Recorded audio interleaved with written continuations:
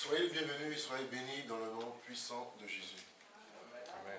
Vous savez, tout à l'heure, pendant qu'on chantait, j'avais cette image de l'église, pendant qu'on jouait, voir l'église sur une place publique. Et puis je dis, mais est-ce que nous, on peut faire cette chose, avoir ce défi, d'aller dans un endroit et chanter comme on a chanté ici. Et après encore, j'ai eu cette pensée pendant qu'on chantait un chant qui dit, je te donne mon cœur, je te donne tout. Dieu est Dieu d'alliance. Et vous savez, quand on chante comme ça, on fait une alliance avec Dieu. Et souvent, on fait des alliances avec Dieu, puis on oublie l'alliance qu'on a fait. Parce qu'on a dit, je te donne mon cœur ne t'appartient plus. Mais ne pensez pas qu'en repartant d'ici, et en sortant d'ici, notre cœur, on le reprend. Mais oui, parce que quand on va recevoir une invitation pour faire ce que ton cœur a dit, tu vas refuser cela, tu vas dire, non, je ne suis pas disponible, je ne suis pas disposé. Il y a plein de choses comme ça dans notre vie qu'on doit faire attention.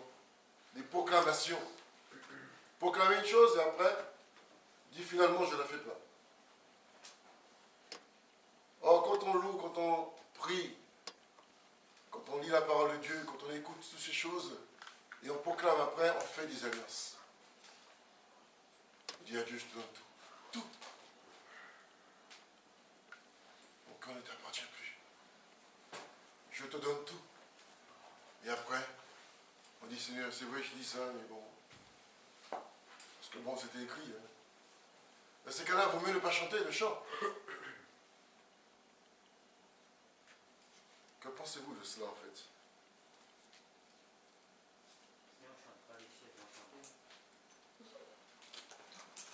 Si on ne chante pas, les chaises vont chanter. Ou les pierres vont crier. Mais qui d'autres vont crier encore?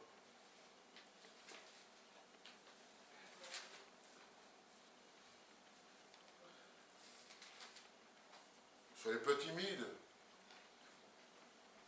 En temps normal, ne sont pas des timides. Bien, je vous laisse méditer là-dessus. Je vais lire une parole dans Pierre. Dans 1 Pierre 2, verset 1. Il dit, débarrassez-vous de toute méchanceté et toute ruse, de l'hypocrisie, l'envie et toute médisance. Et comme des enfants nouveau-nés, désirez le lait pur de la parole. Pierre parle du lait pur de la parole. Pas un lait qui est mélangé avec, pas un café au lait, pas un lait coupé avec de l'eau, mais un lait pur. Et le lait pur, parfois, ça nous chamboule. Quand c'est pur, on dit, oh, c'est fort. Et ça nous chamboule. Vous savez, dans les épîtres dans l'épître de Pierre, Pierre parle souvent de l'identité chrétienne, notre nouvelle identité. Et une nouvelle identité, nous devons l'affirmer. Et nous devons la conserver. Pas une fois dire je suis chrétien, puis une autre fois, on n'est plus. Mais quand on est chrétien pour toujours. Et en Jésus-Christ. Jusqu'à la fin.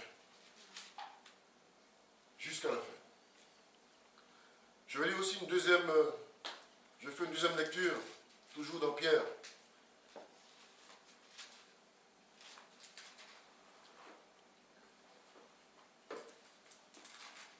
À partir du verset 1 Pierre 3, à partir du verset 8. Il dit, enfin, ayez tous les mêmes pensées, les mêmes sentiments.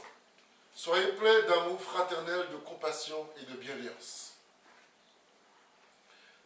Ne rendez pas le mal pour le mal, ni l'insulte pour l'insulte. Bénissez au contraire, vous le savez, c'est à cela que vous avez été appelés afin d'hériter de la bénédiction. Si quelqu'un, en effet, veut aimer la vie et voir les jours heureux, qu'il préserve sa langue du mal et ses lèvres des paroles trompeuses, qu'il se détourne du mal et fasse le bien, qu'il recherche la paix et la poursuive. Car les yeux du Seigneur sont sous les justes et ses oreilles sont attentives à leurs prières mais il se tourne contre ceux qui font le mal. Là, je m'arrête là. Pierre parle de l'identité chrétienne. Et dans ces textes que nous avons lus, il parle de sentiments, il parle d'amour fraternel, de compassion et de bienveillance. C'est à cela que nous avons été appelés. Il y a un texte qui dit, autrefois vous étiez, on servait des dieux étrangers. On était avec ceux qui étaient dans les ténèbres. Nous étions ténèbres autrefois, nous étions morts. Et cela, nous ne devons pas oublier cela. Qu'aujourd'hui nous sommes des enfants de lumière. Et avoir les mêmes sentiments, les mêmes pensées, c'est pas évident. Même les couples n'ont pas les mêmes pensées, les mêmes sentiments. Vous vous rendez compte? Déjà, on voit qu'il y a déjà une situation assez difficile. La Bible dit, ayez les mêmes sentiments que Christ, que ce que Jésus avait, et c'est à cela que nous sommes amenés à avoir, ces mêmes sentiments-là. Jésus était doux et humble de cœur. Doux et humble de cœur. Cette attitude-là que nous devons avoir et rechercher. Doux et humble de cœur. Vous savez que dans ce monde où nous sommes actuellement, avoir je dirais, la compassion, c'est pas évident. Mais un chrétien doit marcher dans la compassion, doit avoir cette compassion des âmes. Comme Jésus lui-même avait. Jésus, c'est notre divin modèle. Et c'est celui seul que nous devons nous appuyer. Ce n'est pas le fait d'être avoir de la sympathie. Ce n'est pas le fait d'avoir de l'empathie, mais d'avoir de la compassion. La compassion est plus que tout. Prenez l'exemple du bon samaritain. Quand il passe sur le chemin et il voit cet homme roué de coups par terre, il s'est arrêté. Il n'a pas dit, oh là là, mais c'est dur, oh là là. Il n'est pas parti, mais il s'est arrêté. Il est venu au secours de cet homme. Il a versé du vin, il a versé de l'huile, il a bandé les plaies, il a mis sur son cheval, il est parti, il a dit, ce gars-là, il faut que je l'amène quelque part pour qu'on puisse en prendre soin. Il n'a pas agi seulement de son cœur, mais il a agi par des actes. Regardez Moïse quand il était bébé, sur le fleuve. La fille de Pharaon, qu'est-ce qu'elle a fait quand il a vu cet enfant qui pleurait, qui était dans un berceau jonque? Oh, c'est un enfant des Hébreux. Elle n'a pas dit, ah, moi les Hébreux, je ne les aime pas. Non, elle a dit, c'est un enfant des Hébreux, malgré l'ordre du Pharaon. Qu'est-ce qu'elle a fait? Elle a pris cet enfant sous son aile. Regardez ce qu'elle avait, un cœur de compassion. Elle a aimé, elle a agi. Et ce que Dieu a fait avec nous, il fait avec nous chaque jour. La compassion qui chaque matin, il renouvelle ses compassions pour nous. Sachant que l'homme, par défaut, est faible. Et l'homme oublie ce qu'il a dit hier. Hier, il ne sait même plus ce qu'il a fait. Il ne sait même parfois même ce qu'il a mangé. On oublie. Mais Dieu n'oublie pas. Dieu nous aime. Et Dieu veut que nous soyons des hommes et des femmes de compassion. La Bible dit, débarrassez-vous.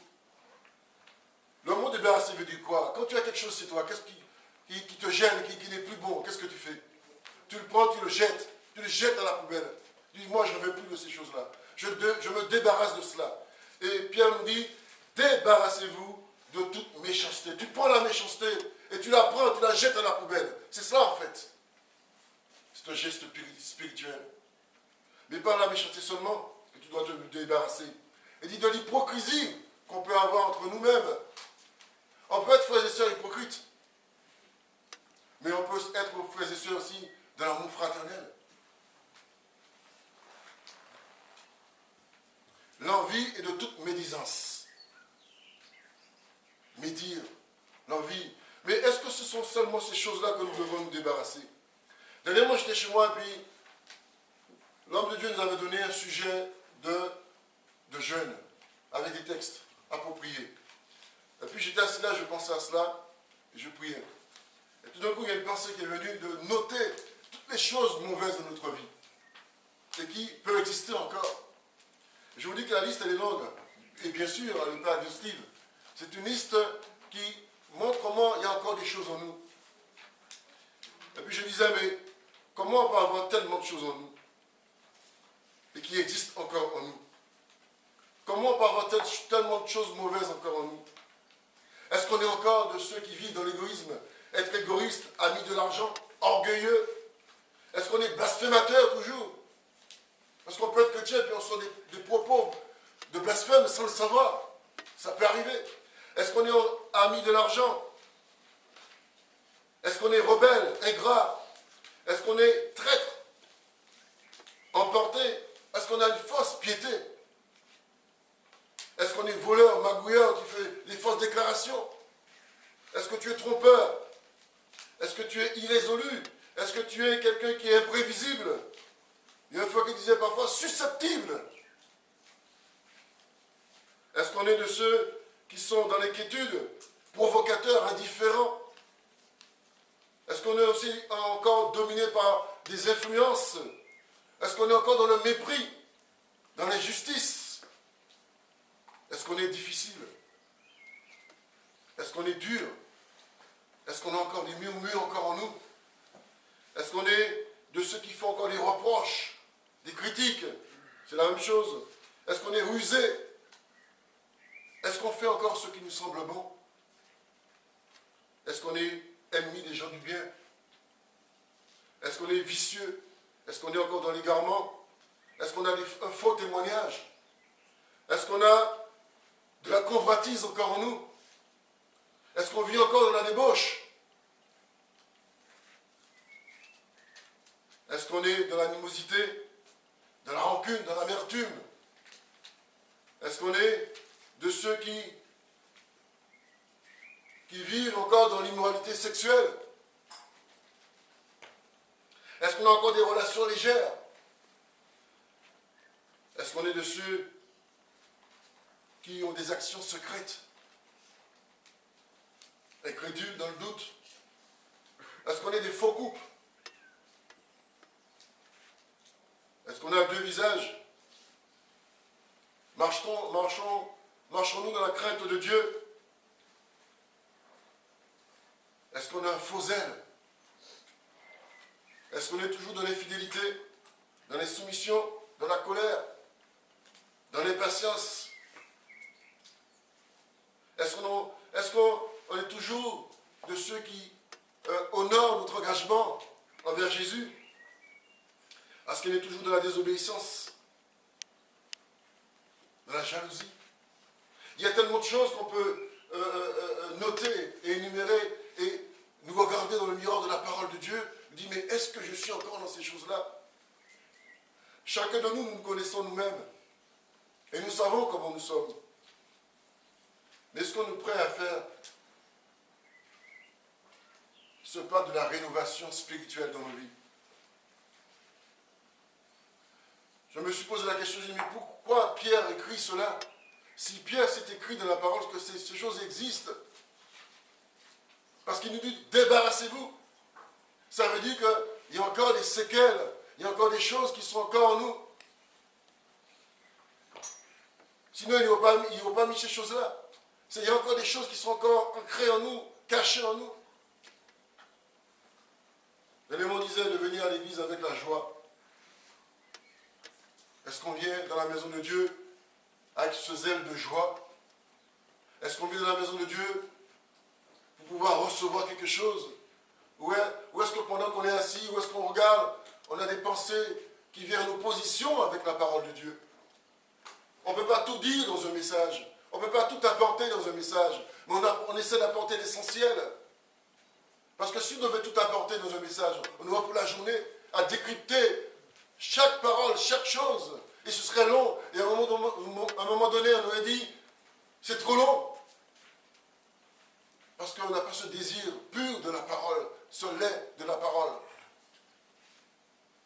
Peut-être qu'on est encore dans du lait frelaté.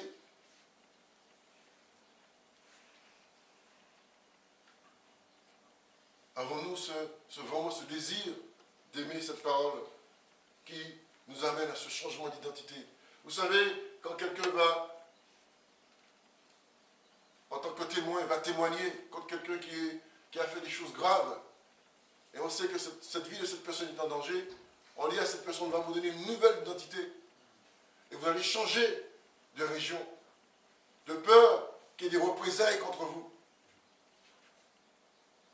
C'est la même chose que Dieu a fait avec nous. Dieu a changé notre identité, il nous a donné une nouvelle identité que nous devons garder chaque jour, que nous devons améliorer, sachant que le salut est individuel et que nous sommes amenés à travailler à notre salut. Jésus dit dans Matthieu 11, 28, « Venez à moi, vous tous qui êtes fatigués et chargés, et je vous donnerai du repos. » Mais quel repos, pourquoi? Parfois nous sommes chahutés, ballottés, on a plein de choses dans la tête, on est à droite, à gauche, on ne sait plus ce qu'on fait, ce qu'on doit faire, on n'a pas trop de temps pour l'église. Mais il nous dit, je vous donnerai du repos pour vos âmes. Prenez mes exigences. Et les exigences de Dieu, ce n'est pas des choses qui sont trop lourdes pour nous. Mais c'est par cela que nous devons nous améliorer. Il dit, prenez mon joug. Ce n'est plus le joug des hommes, c'est plus le joug des difficultés de la vie. Je dis souvent que la vie chrétienne, c'est le quotidien. Ce n'est pas en ayant beaucoup de connaissances, des grands diplômes, en faisant des bacs plus. Bien sûr, c'est nécessaire pour travailler. Ce sont les hommes qui ont mis ces choses. Mais en Christ, n'a pas besoin de diplôme. Il t'a dit seulement de quoi? Et de mettre en pratique sa parole. Il t'a dit seulement que si tu m'aimes, tu dois aimer aussi ses commandements. C'est toutes ces choses que Dieu nous demande chaque jour. Et c'est toutes ces choses qu'on a du mal à pouvoir mettre en pratique. Sommes-nous devenus de plus en plus pour nous-mêmes et négliger ceux qui sont autour de nous? Dieu ne demande pas seulement de parler de lui, mais il nous demande de faire des efforts pour être comme lui. C'est ce qu'il nous demande chaque jour. C'est pourquoi il nous demande de nous abstenir de toute forme de mal. Mais il y a tellement de formes de mal sur la terre. Il y a toutes sortes de formes de mal. Et si vous prenez la liste elle est longue. Il n'y a que de regarder quelqu'un par rapport à son origine, par rapport à sa couleur, par rapport à sa façon de parler. Le mal peut venir en nous. Rien que de cela déjà. Rien que de regarder quelqu'un par rapport à son physique, le mal peut venir en nous. Sachant que nous sommes issus du mal. Le mal agit encore. Le mal agit même au sein de l'Église. Le mal rentre dans l'Église si nous ne faisons pas attention. Et vient s'immiscer dans la vie des frères et sœurs. Et vient s'immiscer de l'amour fraternel. Mais qu'est-ce que Dieu nous demande? Dieu nous dit que nous soyons de ceux qui puissent marcher dans la paix. Il nous dit que nous devons rechercher la paix, nous devons poursuivre, nous nous débarrassons de ce qui est mauvais et nous poursuivons la paix. Parce que la paix est devant nous et nous avons du mal à pouvoir atteindre la paix. Sommes-nous prêts à nous débarrasser de tout ce qui sévit encore en nous? Sommes-nous prêts à nous débarrasser de toute méchanceté, de toute ruse, de l'hypocrisie? Parfois, vous savez que quand on parle, il ne faut pas être exagéré dans nos paroles. Il faut être simple, bref. Parfois, on nous appelle pour parler, pour dire quelque chose. On en rajoute, on rajoute, on rajoute. Des choses qui ne sont même pas évidentes, qui ne sont peut-être même pas vraies. Mais on met encore des couches et des couches. Soyons justes. Ne mettons pas trop. Il dit que tous ceux qui on rajoute après ne viennent pas de Dieu. Vous savez de quoi? Ça vient du malin. Et c'est cette pensée que j'ai eue tout à l'heure. Parfois on dit trop de choses. Mais soyons justes dans nos paroles. Ne soyons pas de ceux qui mettent encore. Soyons de ceux qui soient concis. et c'est ce qui est important, de dire l'essentiel. Et l'essentiel, c'est ce que nous devons dire. Il dit que Dieu, le regard de Dieu est sur nous. Dieu, dans son omniscient, nous regarde. Il regarde comment nous on perçoit les choses divines, comment on lit sa parole, comment on vit de sa parole. Dieu regarde chacun de nous de manière individuelle. Il regarde par rapport à ce que nous avons entendu, par rapport à ce que nous disons. Nous entendons et il va voir comment ce que nous allons dire par la suite. Tu entends et il regarde par la suite comment tu vas faire. Tu as entendu. Après, tu t'en vas. Il regarde ton attitude. Il regarde comment tu vas apprécier cette parole, comment tu vas réagir à cette parole, comment tu vas marcher selon cette parole. C'est pourquoi il nous dit que ne rendez pas l'insulte pour l'insulte. Ça veut dire l'injure pour l'injure. On va t'insulter, comment tu vas réagir? Comment tu vas agir par la suite? Si on peut t'insulter sur ta couleur de peau. C'est ceux qui agitent le monde aujourd'hui. Comment tu vas réagir, toi, enfant de Dieu? Vas-tu prendre des cailloux pour pouvoir te justifier? Ou vas-tu frapper?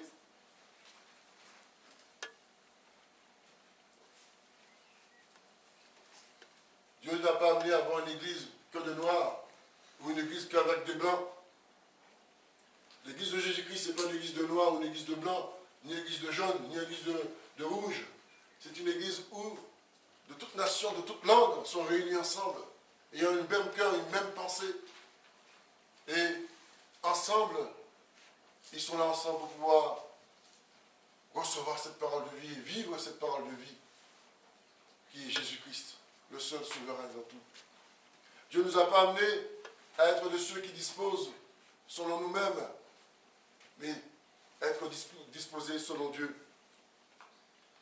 Il dit que de bénir, au contraire, nous ne sommes pas amenés à de ceux qui rendent parole pour parole. Parfois on a cette réflexion, je ne me laisse pas faire. Mais laisse-toi faire par Jésus. C'est ce que Dieu nous demande. Si tu te laisses faire par Jésus, la chose sera totalement différente. Ton attitude sera différente. Parce que si nous fonctionnons de manière charnelle, nous perdons le chemin de la vérité et la vie. Ce chemin n'est plus comme nous, comme Jésus nous l'a donné et comme nous devons le percevoir. Quelle est notre attitude aujourd'hui en tant qu'enfant de Dieu? Dans Ésaïe 58, verset 7, nous avons lu ce verset qui dit « Partage ton pain avec celui qui a faim et fais entrer chez toi les pauvres sans foyer. Quand tu vois un homme nu, couvre-le. Ne cherche pas à éviter ne cherche pas à éviter celui qui est fait de la même chair que toi. Ne cherche pas à éviter celui qui est fait de la même chair que toi. Ne cherche pas à éviter celui qui est fait de la même chair que toi. »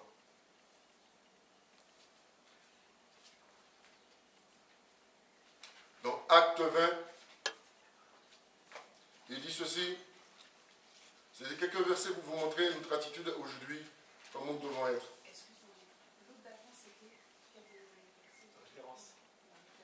58, 7, Ésaïe.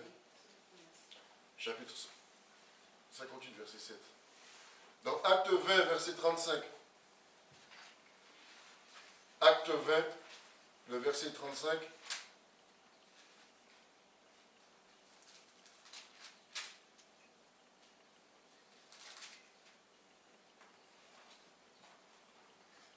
Alors il dit ceci. En tout, je vous ai montré qu'il faut travailler ainsi pour soutenir les faibles et se rappeler les paroles du Seigneur Jésus, puisque lui-même dit, il y a plus de bonheur à donner qu'à recevoir. Il y a plus de bonheur à donner qu'à recevoir. En tant qu'enfant de Dieu, tu l'as donné, il faut pas t'attendre en retour d'une personne à qui tu as donné. C'est Dieu seul qui va te rémunérer. C'est ça la différence. Parfois on dit, ouais, je lui ai donné, et puis moi, il me dit rien, ben, il n'a rien dit. Jésus a donné. Est-ce qu'il s'est attendu à recevoir? Il a donné. Mais il a dit une parole. Quand je serai élevé, j'attirerai les hommes à moi. Et c'est ce qui s'est passé. Dans Romains 15,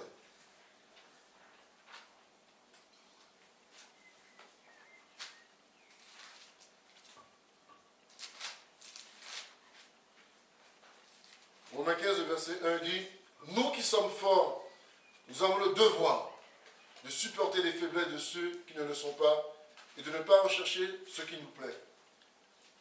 Paul dit, nous avons un devoir, c'est de supporter les faibles, de supporter nos faiblesses. De craindre qu'un jour, même toi qui es fort, tu risques de tomber un jour. Et probablement c'est celui qui est faible qui va sûrement te relever. Amen. Le salut ne vient pas des hommes, le salut vient d'en haut. Le salut vient de celui qui nous a donné Jésus. Et c'est lui seul qui nous donne les moyens de pouvoir tenir. L'homme n'est rien. Nous ne sommes rien. Tout ce que nous avons, tout ce que nous recevons vient d'en haut. Donc pas nous prévaloir comme de ceux qui disent, ah, moi j'ai des grâces, je donne. Bien sûr, tu as des grâces, tu as reçu. Mais sois humble. Sois petit. Et c'est ce que Dieu prend plaisir. Car nous sommes appelés à donner.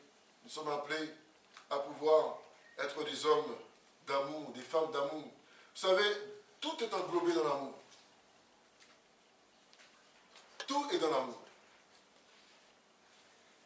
Comme disait quelqu'un, tu ne peux pas donner ce que tu n'as pas reçu. Tu ne peux pas donner ce que tu n'as pas reçu. Il faut d'abord que tu puisses recevoir pour pouvoir donner. Et c'est ce qui est important. Ces choses que je vous dis là, vous allez dire, oui, mais bon, on connaît tout cela. Mais ces choses deviennent répétitives parce que nous ne sommes pas tout à fait là-dedans. Et quand nous sommes vraiment dans cette relation d'amour, quand nous serons vraiment dans cette relation fraternelle, et quand nous serons de ceux qui ont les mêmes sentiments, les mêmes pensées, fonctionner ensemble comme un seul homme, on ne va plus entendre ça. Ce sera quelque chose de différent. Sommes-nous aujourd'hui un? Sommes-nous aujourd'hui un? Comme Jésus est un dans le Père, et comme le Père est un avec lui. Il dit, les trois sont un, le Père, le Fils et le Saint-Esprit. Sommes-nous aujourd'hui comme ça, nous l'Église?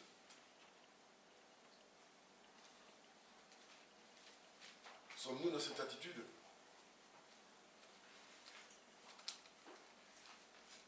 Jésus dit que tout doucement nous allons nous refroidir. Nous allons nous refroidir. Mais nous devons demander à Jésus de pouvoir relever le défi. Seigneur, nous, Église, EDVV, nous ne voulons pas nous refroidir. Nous voulons nous relever. Nous voulons vraiment être des bouillons pour toi. C'est ça que Dieu cherche pour nous. Nous ne sommes pas bouillants ici, mais c'est à l'extérieur que nous devons être bouillants. C'est ça qui fait la différence. C'est pourquoi je vous disais au début, sommes-nous prêts à relever ce défi? Dire, écoute, pasteur, on est prêt à aller sous les lieux publics. On est prêt à manifester pour Jésus. Sommes-nous prêts à relever ce défi? Il est temps de pouvoir écarter les murs, d'enlever le toit. C'est ce qu'ils ont fait pour Jésus. Pourquoi ils avaient quelqu'un qui était malade. Ils ont découvert le toit pour pouvoir accéder. Et c'est ce que Dieu nous demande aujourd'hui. Sommes-nous prêts à faire cela? Dans Galates 6, verset 2, il dit, portez les fardeaux les uns les autres et accomplissez ainsi la loi de Christ. Portez les fardeaux les uns les autres et accomplissez ainsi la loi de Christ. Quand on dit un frère est malade, quand on dit une soeur a des problèmes, quand on dit une famille a des problèmes, qu'est-ce que tu fais? Comment tu réagis? Les fardeaux, ce n'est pas seulement dans l'action de prier, mais il y a une action aussi à faire aussi, qui te coûte. Faire le bien, ça coûte. Vous savez ça? Faire le mal, ça ne te coûte rien du tout. Il suffit de dire une mauvaise parole, c'est parti. Ça te coûte rien de faire le mal. Pour faire le mal, on a des idées pour faire le mal. La Bible dit que les hommes sont ingénieux au mal. Mais dans le bien, elle ne dit pas que les hommes sont ingénieux au bien.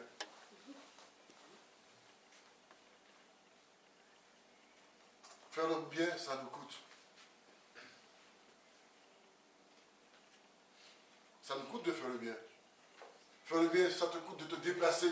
Faire le bien, ça te coûte ta poche.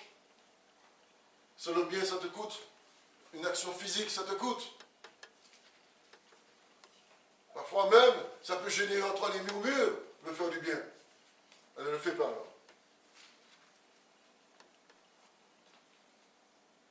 Mais franchement, frères et sœurs, nous devons nous poser la question, est-ce que pour nous, c'est facile de faire le bien?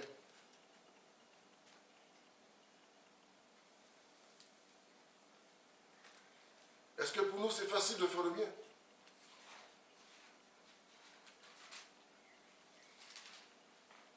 Débarrassez-vous, dit la Bible. Débarrasse-toi des choses, débarrassons-nous des choses mauvaises que nous avons. Nous. Prends ton sac de poubelle, mets tout dedans et jette ça.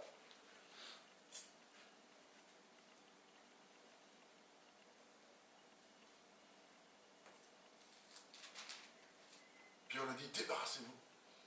Et vous voyez que Pierre, dans la parole qu'il prend, nous voyons que lui-même, il revient dans le psaume, pour mémoire c'est le psaume 34, que David, le psaume de David, il reprend ces mêmes termes. Et c'est ce qui est important, de voir que Pierre met l'accent sur notre nouvelle identité. Il veut vraiment que nous soyons des hommes et des femmes dignes de Dieu.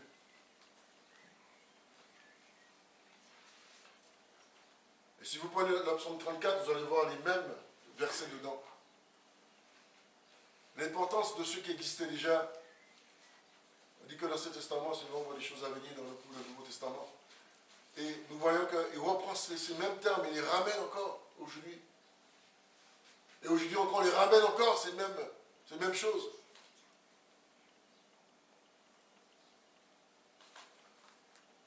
Nous pouvons dire plein de choses, nous pouvons dire des paroles, nous pouvons amener des solutions, nous pouvons avoir des idées, nous pouvons avoir des avis, nous pouvons avoir des commentaires, nous pouvons avoir des critiques justifiées, nous pouvons avoir toutes ces choses, et nous pouvons avoir encore et encore. Mais si nous ne sommes pas dans l'amour de Dieu, quand on parle 1 Corinthiens 13, où sommes-nous dans cette affaire? Jésus dit, aimez-vous les uns les autres, comme je vous ai aimé. Il dit, je vous donne un commandement de nous aimer. Aimez-vous, aimez-vous, aimez-vous. C'est cette parole qui revient, il revient encore. Paul disait, si je vous dis la vérité, suis-je votre ennemi?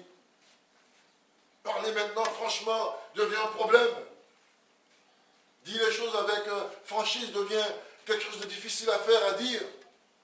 Pourquoi? Parce que quand tu vas dire les choses de manière claire, apporter un air pur, du lait pur de la parole de Dieu, on va te regarder de mauvais œil.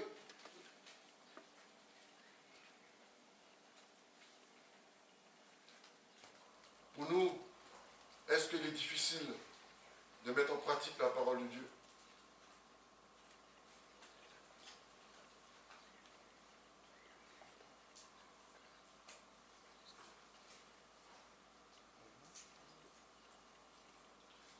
Est-ce qu'il est difficile pour nous? Dans Hébreux 13, verset 3, il dit, souvenez-vous des prisonniers comme si vous étiez prisonniers avec eux, et de ceux qui sont maltraités comme si vous étiez dans leur corps. Est-ce que nous pensons à nos frères et sœurs qui sont persécutés dans certains pays où le nom de Jésus est interdit, qui sont prisonniers? À l'heure où je vous parle, il y a des chrétiens en prison. À l'heure où je vous parle, il y a des chrétiens qui sont persécutés. Est-ce que nous pensons à eux dans nos prières? Est-ce que nous crions à Dieu? Est-ce que nous supplions Dieu pour que nos foi ne puisse pas tomber?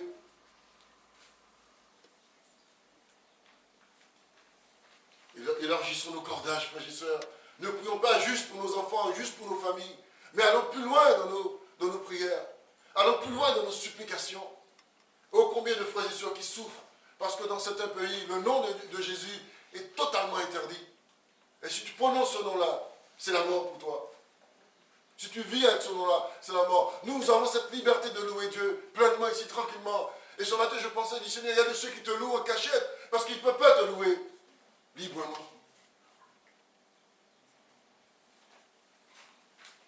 Ils ne peuvent pas te louer librement. Ils sont là en cachette. Ils ne peuvent pas s'exprimer librement. Sommes-nous participants avec ceux qui sont dans les prisons? Sommes-nous participants avec ceux qui souffrent? Il y a tellement de choses autour de nous. Il y a tellement de choses qu'on voit autour de nous. Mais finalement, nous nous refermons sur nous-mêmes. Et nous gardons toujours notre espace restreint.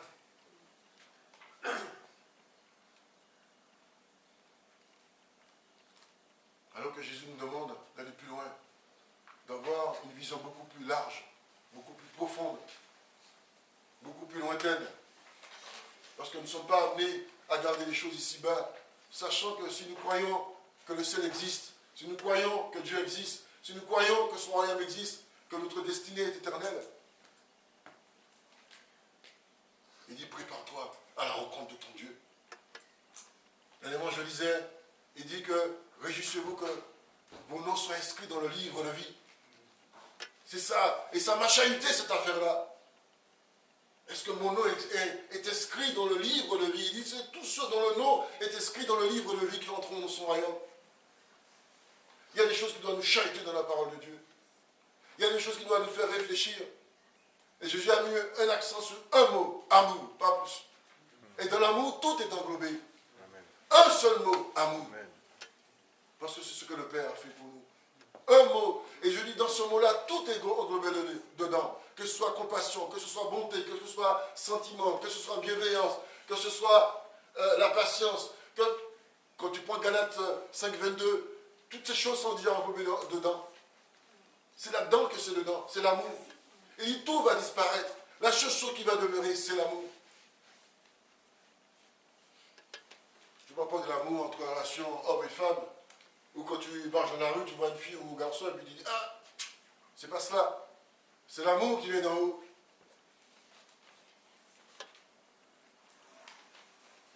Est-ce que nous avons un cœur pour cela? Est-ce que nous avons un cœur grand comme ça? Un cœur petit?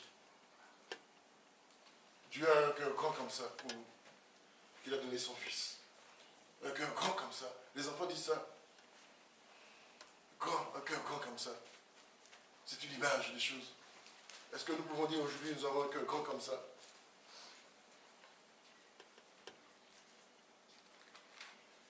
Est-ce que nous pouvons dire cela ce matin? Que nous avons un cœur grand comme ça? Et quels sont nos sentiments vis-à-vis de nos frères, vis-à-vis de nos sœurs? Quels sont nos sentiments vis-à-vis des assemblées? Quels sont nos sentiments vis-à-vis d'autres assemblées?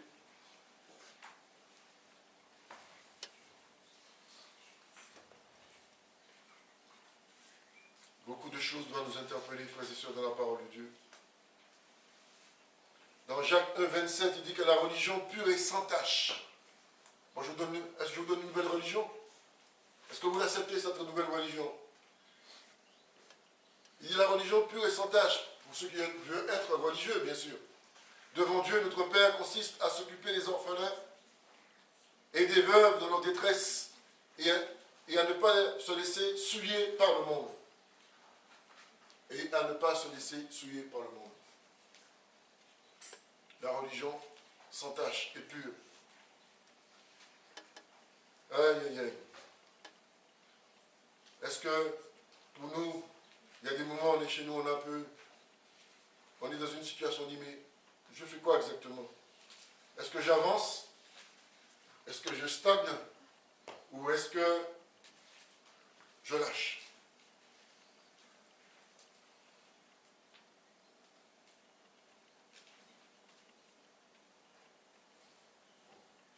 Vaut mieux souffrir qu'en faisant le bien qu'en faisant le mal. Et oui. Tu peux être dans ton travail, dans ta famille. On te fait des choses qui ne sont pas bonnes. Mais toi, tu dois marcher dans ce que Jésus te demande. C'est là la différence. C'est là où tu dois aller plus loin dans ta marche avec Christ. Lui qui, je disais, c'est notre divin modèle. Regardez comment Jésus était quand vous lisez les évangiles, les 4 évangiles. Toujours son Père, toujours son Père, toujours son Père, toujours son Père. Rien que son Père. Il dit, moi c'est mon Père. Il me dit de faire, je fais. Il me dit d'être comme ça, je suis comme ça. Ni à droite, ni à gauche, toujours son Père, toujours son Père. Il le disait. Et nous devons dire aujourd'hui, toujours Jésus. Toujours Jésus, rien que Jésus. Quand tu fais quelque chose, ne faites pas pour un homme, ne faites pas pour une femme, mais faites-le pour Jésus. Même si cette personne est mauvaise, même si cette personne te fait du tort, mais tu le fais